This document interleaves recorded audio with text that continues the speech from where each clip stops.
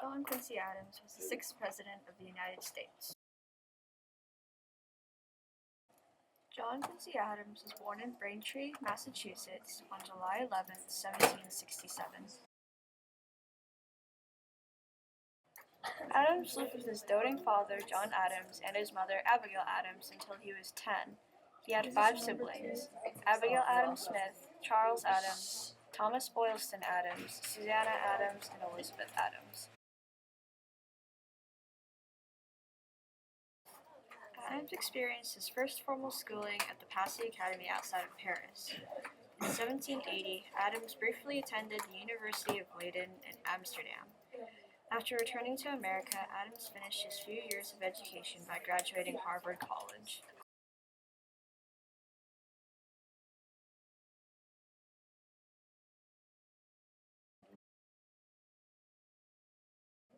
Before becoming president, John Quincy Adams was well known for being President James Monroe's Secretary of State.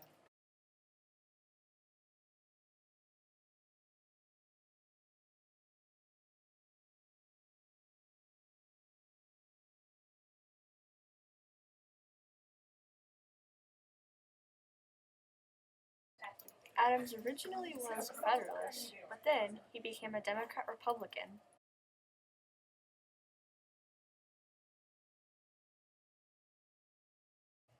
As president, Adams faced steadfast hostility from the Jacksonians in Congress. This may be the explanation to why Adams accomplished so little in his term of office.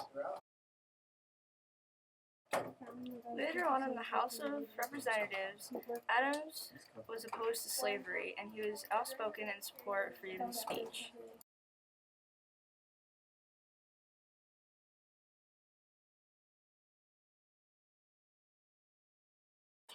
Adams supported the American system, a plan proposed by Henry Clay for the creation of a national market.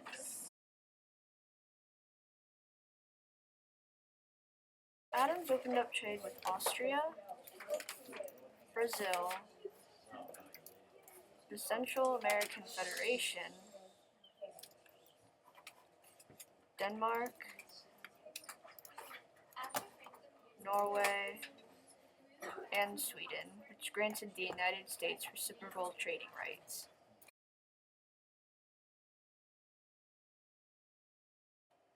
The election campaign of 1800 was highly personal. This was the first campaign in history to use campaign buttons, slogans, posters, tokens, flasks, medallions, matchboxes, mugs, and fabric images. Also, there were personal attacks on Adams from the Jacksonians. Adams was referred to as His Excellency by his Jackson critics. Adams himself attacked Jackson's wife. He called her an adulteress because she had married Jackson before her divorce from an earlier marriage. This surprisingly backfired. Adams carried New England, Delaware, part of Maryland, New Jersey, and 16 of New York's electoral votes. However, Jackson carried the remaining 15 states of the South, Northeast, Mid-Atlantic, and West. John Quincy Adams lost to Andrew Jackson by a wide margin of 95 electoral votes.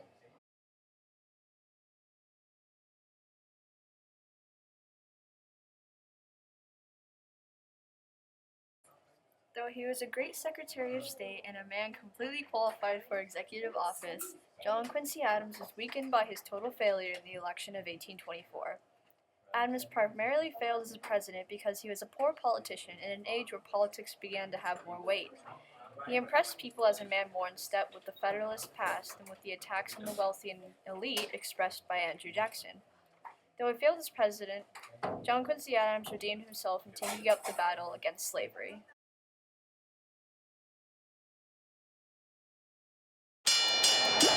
Ladies and gentlemen, get ready for a brawl like nothing America has seen before. The election of 1824. In this corner, at 5'7", from Harvard University, son of our second president, author of the Monroe Doctrine, and cranky in 7 languages, John Quincy Adams. And in this corner, he's rough, he's tough. He was born in a log cabin and never went to college. Winner of more than a dozen duels, he's the hero of the War of 1812. Old Hickory himself, Andrew Jackson. Unfortunately for Jackson, there were candidates in the other two corners as well. Jackson got the most votes, but he didn't win the presidency. To win the presidency, the Constitution required that he win at least half the vote. But with 4 candidates this time, no one had won half the vote.